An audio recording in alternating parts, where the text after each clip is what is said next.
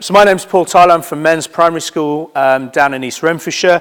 And as Emily's already said, I'm also a fellow of the Primary Science Teacher Trust, and I'll mention that a little bit later on. This is my school, Men's Primary School. We're a large primary school, about 950 pupils. And we're quite unusual in that we're split. Half our children go to one high school and half go to another. So we sit across two high school clusters, which can make things a little bit challenging in terms of getting continuity in the curriculum and things. We've had STEM on the agenda in our school for about 10 years, really ever since I've been there. And for the last 6 years, I've been leading and co-leading the development of our STEM program. And the science at the centre of that. We were very lucky in 2012-13, East Renfrewshire Council decided to invest wholesale in science. And so every cluster in East Renfrewshire, every primary school was sent to the CERC PCP training and had a science champion trained up within their schools. And we're back involved with CERC again this year with 3 clusters going through that again. And that's been really important for us to keep STEM high up on the agenda. So my science capital story starts here. I have 3 very young children, and as those of you with young children will mean, that means I don't get out very much. And so I found myself a new hobby, which was watching TED Talks on YouTube. Which are a great way to pass the time. And I came across a TED Talk on the right-hand side of YouTube one day, and it said this, it said, should we stop trying to make science more fun? And I thought, well, what a strange thing to say. I spend a lot of my time telling teachers that their science needs to be fun and engaging and inspiring. And here's someone saying we should stop this. So I thought, well, I clicked on it and I thought, that sounds interesting. And it was this incredible, inspirational lady, Louise Archer. And if you've not seen her TED Talk, it's well worth going and having a look at. And the whole premise of what she was talking about came from her work on the Aspires report, which was a 5-year study, 19,000 children aged between 10 and 14, looking at their aspirations, and particularly their aspirations in STEM. And one of the main conclusions that they came to was that children will enjoy science anyway. We don't have to go out of our way to make it fun. But we do need to make it relevant. And through working through the Aspires report, working through her Science Capital teaching approach, we've completely changed how we view science and STEM in our school. And we've gone away from trying to do everything we can to make it fun and engaging, and we've gone to looking at how can we make it relevant? How can we make it relevant to children's lives? How can we make it relevant to their families' lives and the world around them?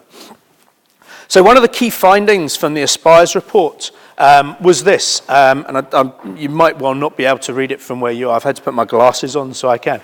So this is 10 to 14-year-olds. Over 70% of them think they learn interesting things in science, which is a good start. Over 70% of them, their parents think that it's important that they learn about science. And one of the key things with Science Capital that we'll explore later is the importance of families and the importance of having the whole family on board. Well over 70% of them think scientists make a difference in the world. So we're on a winner here. Children see the importance of science. Children can see how important it is, not just to them, it's interesting, but what a difference it makes. And yet, less than 20% of them aspire to be scientists or aspire to work in STEM. And that's a big problem. We have a STEM skills gap, not just in Scotland, the UK, but a worldwide STEM skills gap. And it's going to start causing problems. And I think one of the things that I've noticed in the last 3 or 4 years is the number of large STEM companies starting to engage with schools, mostly with secondary schools, and we're now on a mission to persuade them that actually that's too late. Secondary school children have made their minds up. They need to be engaging with primary schools. And through brilliant initiatives such as the STEM ambassadors, more and more of them are starting to realize that actually we need to get people into the primary schools. We need to get people into the primary schools to talk to those children about careers, talk to them about the relevance of science and engineering and technology. The other key findings from it then were that family science capital is key. It's all very well us doing brilliant, relevant science with children at school, but if they're going home and starting to talk to their parents and their parents are not interested, it stops there. With the young children especially, if they're going to go out to science museums and science fairs and events, they need their parents to take them. So their parents have to be engaged with this as well. So families are absolutely key for this. And a lot of work, as you'll see later on, a lot of the work we've been doing in school is around engaging families. How do we get those hard-to-reach families into the school and engage them in science and technology? An awful lot of students and families just weren't aware of where science can lead. Had no idea of the opportunities that studying science can have and the different places it can lead. This stereotypical image of scientists still exists, that scientists are somehow incredibly brainy, they wear white lab coats, they stand around in a lab, and that puts a lot of young people off. Scientists are still seen as geeky, puts a lot of young people off. And this white male middle-class image of science careers holds back an awful lot of our young people today. So from the 5-year study, Louise Archer and her team by this time had moved from UCL to KCL in London, and they worked with the Science Museum and they worked with a series of secondary schools across England, and they came up with this science capital teaching approach. And it's very much secondary aimed. All the case studies in it are secondary school studies, and the focus of it is on studies. But as I was reading it, and I was reading it with some colleagues who had given copies to, we realised that a huge amount of it is relevant to primary schools and is relevant to our setting, and is easily adaptable for our setting. However, very, very excitingly, just last week, this tweet was released by the Primary Science Teacher Trust. And the Primary Science Teacher Trust, along with the Ogden Trust, are going to support Louise Archer and her team at KCL to develop a primary science teacher approach for primary schools. So they're going back to the drawing board. I think from pressure from schools, Louise has realised through her work that actually secondary school is too late. And this work needs to be taken down as young as possible. And so this is a really exciting project that's going to happen over the next 5 years. I'm putting pressure on the Primary Science Teacher Trust and the Ogden Trust at the moment to ensure that, unlike with the previous study, that Scottish schools have an opportunity to get involved with this study and get involved from the very, very beginning. And I think this is something that could be a game changer in terms of our science provision and in terms of getting our young people to carry on with their science beyond school. So the Science Capital teaching approach, for those of you who are not, apologies to those of you who've sat and read it and know all about it, but for those of you who don't, there are 4 main areas that it breaks down into. It breaks down into what you know. What is your science knowledge? It looks at how you think, so your attitudes to science. How do young people view themselves? Do they see themselves as being sciencey? Can they see themselves being a scientist? Do they think other people think they're sciencey?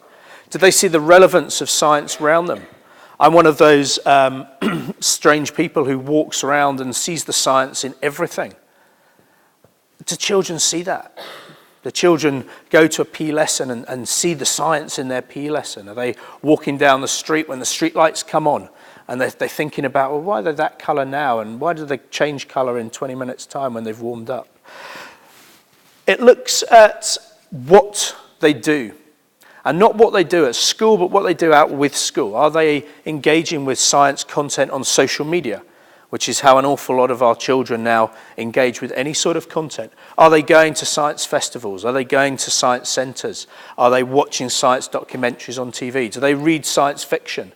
Are they looking at science magazines and things? And finally, the last one is who you know. Do they have role models at home? Are their parents involved in STEM? Is their next door neighbour an engineer? Have they got cousins, family members, friends of the family who are involved in STEM? And that has a big, big impact, as we'll see later on. So this then breaks down, these 4 areas break down into these 8 dimensions. And I'm not going to go through these in detail, but these 8 dimensions just give a bit more detail to it. And these are in the Science Capital Teaching Approach handbook, and I'll be letting Emily have the PowerPoint with its notes, so you can have a look back at this later. So our journey started here, and we wanted to look at how can we take these 8 dimensions and improve on each one of them within our school setting. We took the Science Capital teaching approach. We took these 8 dimensions and we thought, right, how can we make this relevant for our teachers? How can we make this relevant for our pupils? We started off with a survey, and Louise Archer and her team were very, very kind, and they let us have the complete survey that they had done, which we then adapted for use in our context. And what the Aspires report found is around 5% of young people had high levels of science capital. And then this big chunk, 27%, just over a quarter, identified as having a low level of science capital. What we found in men's primary, and I realise you can't read it very well because of the dark blue, around about 20% of our children identified as having a high level of science capital, which wasn't really a big surprise given the demographic of our school, quite an affluent suburb of Glasgow. A lot of parents are professionals. It wasn't a big surprise. And when we surveyed parents, we found pretty much exactly the same thing. So it gave us a good base to start with. We asked in the quiz, in the survey, we asked over 100 questions, and this was a survey of around about 400 primary 4 to 7 children. And we were asking children about their personal perceptions. How did they view themselves? Did they see themselves as being sciencey? We asked them about their career aspirations. Had they thought about what they wanted to do? Were they interested in a science or a STEM career later on in their lives? We asked them about their knowledge. Did they think they knew lots about science and engineering and technology? Did other people think they knew lots about it? We asked about their attitudes. Did they see science as important? Was it relevant? Did they see the science in their everyday lives? Was that an important thing to them? Their associations, so did they know any scientists? Was anyone in their family a scientist? And finally, their habits and behaviours. What were they doing out of school? Were they reading and watching and engaging with science material through social media, through books, through magazines, etc.? We then put together a series of principles for teachers to take away. And this was very much here's a series of practical things that you can go away and think about developing in your classroom. And it was things like, so it broke down for each of the 4 areas. And the ones that we really focused on were the science at home. How could we as teachers put more science into these children's homes? So we started to look at science homework, at talking homework, sending pictures home with a question to get families talking around the dinner table about the issues in science. We looked at science-related visits, so visits that we were doing from the school. Where were we going? What could we access? And also getting visitors into the school. And that was one of the most important bits that we did. We did a lot of stuff around careers, around who uses STEM skills in their job. And one of the things that we talked about was that it's wider than science jobs. It's not just your traditional science jobs. There are very few jobs where there aren't some STEM skills being used. And I walked in on one of our primary 7 teachers at the end of last year, and she was doing a lesson where the children were asking her about different jobs, and they were trying to come up with jobs that hadn't got any STEM in them at all. And after about 20 minutes, they gave up because they couldn't think of a single job that didn't have some STEM skills in it somewhere. So when we looked at the teaching approach, we found that there were definite strengths of primary school settings straight away. For example, I think in primary schools we have that open culture. We don't really have a choice. Children are going to ask questions. They're going to tell us things whether we let them or not. So we might as well embrace that. We have a real opportunity in primary schools, more so than our secondary colleagues, to really get to know our children. We spend pretty much all day, every day for 5 days with them. And we really know them. We know who the dancers are, who the ice skaters are, who the footballers are, who the painters are. And one of the things that we can then look to do is to bring that into our science lessons and make those connections with children's lives. I think in primary school there's been a huge emphasis on questioning and the importance of questioning and the importance of valuing pupil responses. And I think as primary school teachers, we are highly skilled with our questioning, and we are highly skilled and highly patient at valuing pupils' responses and making every single one of those responses feel valued. And then finally, pupil planning. So putting pupils at the centre of our planning. And again, I think in a lot of primary schools, there's been a huge amount of work around this area, around getting the pupils at the centre and then planning. What is it they want to know about this topic? And that gives them real ownership of it, and they can see then the relevance to their own lives. In terms of the areas for development, we felt that STEM career knowledge was probably lacking in a lot of primary school teachers. So whereas a secondary school teacher might be teaching forces and might be able to reel off 15 careers where forces are absolutely central to that job, we felt that for a lot of primary school teachers, that wasn't a natural step that they would make. In terms of making science links to the world around them, when we talked to primary school teachers in our local area, we found that that was something they found really difficult, was off the top of their head coming up with, oh, well, you would use this here and you could use this there. The idea of topical science. Primary school teachers are busy. Very few of them are themselves passionate about science, and very few of them are engaging in science in the news and reading, the stuff on social media about the latest scientific development. So we wanted to give teachers information about that. And then contexts for science and the role of science in society. Again, this understanding of where science has come from and where science could go and where technology could go. And again, we felt that was an area for development for a lot of primary school teachers. So we revamped our planners and we included this Science Capital section in them, which looked at real life links. It looked at career links for each of the outcomes. And huge thanks to the fantastic Raise team who took this on and have actually produced these planners. And they're going to be launched at some time in the hopefully near future. In terms of our Science Capital journey, we produced a primary teacher's handbook, which rather stupidly I forgot to put in my case and bring some, but I will email to Emily and she can pass those out. And this was really distilling everything that we felt was really relevant for primary school teachers down into a small A5 handbook. It's about 10 pages, very, very easy read. It has a checklist at the back. So you can see if what you're doing in your classroom, in your daily practice, how good that is in terms of developing Science Capital. We've just done our PSQM, our Primary Science Quality Mark, and as part of that, we needed to get the views of parents and pupils to create a set of principles. And when we asked parents, we'd always assumed that parents knew how good our school was at science and STEM, and I think we'd become a little bit blasé about it, a little bit relaxed. And when we asked, actually, an awful lot of our parents responded and said, well, we don't really know what's going on. Our children don't come home and tell us what they're doing in science, and we're not really sure what's happening. So one of the first things we did was create a hashtag MPS STEM, and we started tweeting daily about the science and the STEM work that we were doing within the school. And very, very quickly, our parents started to engage back with us and comment and post their own photos of the STEM and the science that they were doing at home, following on from what we'd done at school. And this became a really important tool for us to get our message out to our parents about what we were doing. In terms of topical science, we were very keen that teachers had tools to use in the classroom to develop topical science and to get children talking about the science that was happening in the world around them.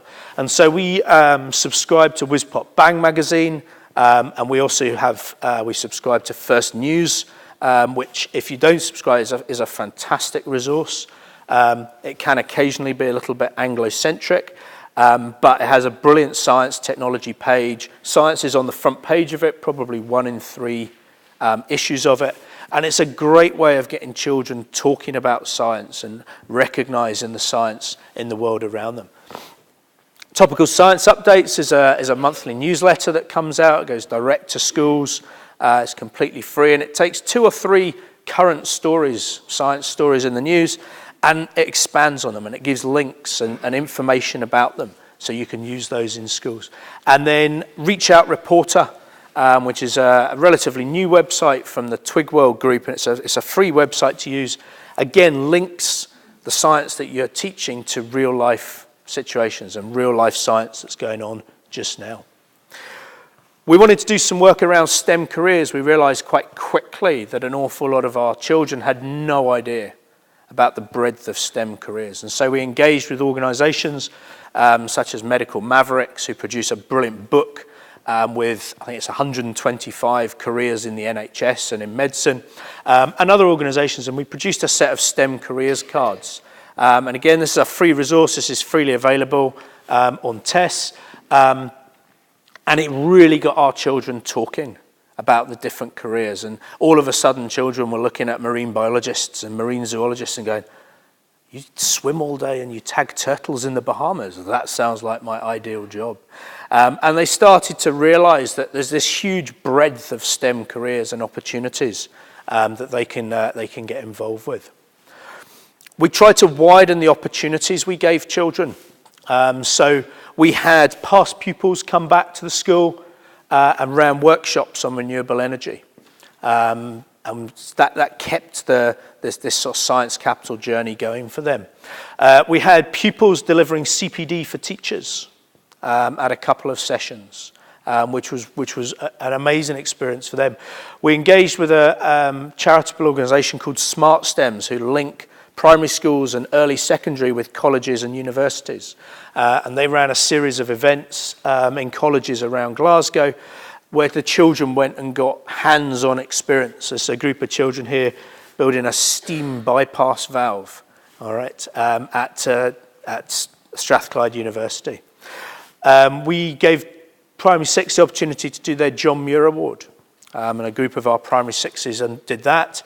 We had pupils leading workshops for other pupils. This is them talking about the moon rocks that we borrowed from the Science and Technology Facilities Council. We took part in the Scottish Engineering Leaders Award. And our science club, we have a primary 7 science club that's been going for a number of years. This year, we've got science clubs at primary 7, primary 5, primary 2. We've got an engineering club at primary 6. And these were all teachers coming to me and saying, I want to run this club. We're a big school, and we can do that. But in a smaller school setting, having that science club, having a space where children can come and explore further, explore beyond the science they're doing in class, is a fantastic way of really engaging children in science. We created a role as science lab technicians, and we're in our second year of this just now. We've got 16 primary 7 pupils who work as science lab technicians. And they do a huge amount of work. They support teachers around the school. They prepare resources for teachers. They deliver resources to classrooms. They go and pick them up from classrooms, tidy them back away in the science room. They deliver workshops for pupils. They deliver engagement sessions for parents. They do CPD for teachers. As a group of pupils doing some CPD. They went down to our local shopping centre and talked about the importance of single-use plastic. And it's been a brilliant opportunity for these pupils to get out and almost evangelise across the school about science and technology. We hold a STEM fortnight, and it's only a STEM fortnight because it's the only way we can fit stuff in for the 28 classes we have, and that's grown and grown, and that we coincide that with British Science Week, and it's become a really popular event in the school. And as part of that, we have our STEM showcase, which is an evening where parents come in. So last year we had over 400 families came along to our STEM showcase and engaged in all sorts of different activities, from Glasgow Warriors showing off their GPS tracking systems, to frog life, talking about the importance of frogs and frogs' ecosystems. Building partnerships has been really important, and we're lucky, we're just on the edge of Glasgow, there's lots of businesses and things around us, but we've proactively gone out and looked for partnerships and looked for partners and emailed people at Glasgow University and Strathclyde University and emailed Clyde Space, the satellite company, and just said to these people, this is who we are, this is what we're trying to do, can you get involved? And the number of these organisations who said, absolutely, we would be delighted to get involved, what do you need from us? And they come in and they'll give their time, they'll speak to pupils, they'll do practical workshops, and it has been absolutely fantastic. Lots and lots of the big companies like Scottish Water, Scottish Power have armies of STEM ambassadors ready to come out to schools. I had an email just the other day from Network Rail, who've got 30 STEM ambassadors working across Scotland who will come out and visit schools and talk about railway engineering, talk about railway safety. And it's just a case of getting in touch with these people, and they're more than happy to come out and engage. Lots of reasons to develop partnerships. I'm just going to skip through this. You'll be able to catch up on this when you get the PowerPoint, because I wanted just to talk about this little bit at the end. A lot of this research and a lot of what we were doing, I got very interested in, well, why have scientists and engineers gone into those careers? What was it that inspired them? And this came from a conversation I had with someone on Twitter, and she was talking about how she couldn't stand science fiction and she found it boring, and then other engineers and scientists piled on and said, well, actually it was that really got me into it when I was younger. And so we started talking about what were people's inspirations. So I did a little bit of research, and I had over 400 in the end STEM professionals engaged with this and filled in the survey. And the first thing I was interested in, how old were they when they decided that STEM was for them? And one of the things that really surprised me, it took me back quite a bit when I saw it, was 25% of them, so a quarter of them, had already decided before they left primary school that they wanted to work in STEM. An awful lot of these, when I broke it down, were engineers who had decided that's what they wanted to do, and a lot of them were working in kind of cutting-edge research around lasers and around space exploration and things. And they decided at a really young age. So we have a hugely important role if a quarter of the children sitting in front of us are already thinking, oh, maybe STEM is for me. I did a pupil survey, which was a similar thing, and 86% of them told me that they'd already decided. So this is 7 to 12-year-olds. Now this has to be taken with an enormous pinch of salt, all right? Because an awful lot of them at this age still have real sort of aspirational careers, footballers and, Hollywood superstars and things. But they told me that they were 70% certain that what they had decided was what they really wanted to do. And this was really interesting. I hadn't expected this to be anywhere like as high as that. Obviously, the sport-related, 25% of them wanted to be professional sports people. Now, we know from studies that have been done in America that figure is actually closer to 0.01%, about 1 in 10,000. The same with the arts. An awful lot of those are not going to become actors and actresses and writers and artists. But 20% of them already are telling me that they were interested in STEM careers, that's what they had decided they wanted to do. So going back to the STEM professionals, what was it that inspired them to go into their STEM career? Well, over half of them, it was a teacher, either at primary school or secondary school, an inspirational teacher, a teacher who lit that spark and made them go, yeah, that's for me, that's what I want to do. And an awful lot of these were primary aged. That 25% who decided by the end of primary, it was a teacher who set that spark off. In this question, they were able to pick multiple options because for a lot of people, it was different things that got them into it. But I'll zip through this really quickly. Families was important, and I'm not suggesting that any of their families involved Hannibal Lecter, but he summed it up beautifully when he said, "We covet what we see every day." And people do. The number of people, there's a study by Facebook that showed that there's 80% more chance of you going into a career if your parents do that, because that's what you see every day. And so we look at what's around us, we look at what we know. And this is why it's important that primary school children see STEM professionals, either coming into the school or going and visiting them in their places of work.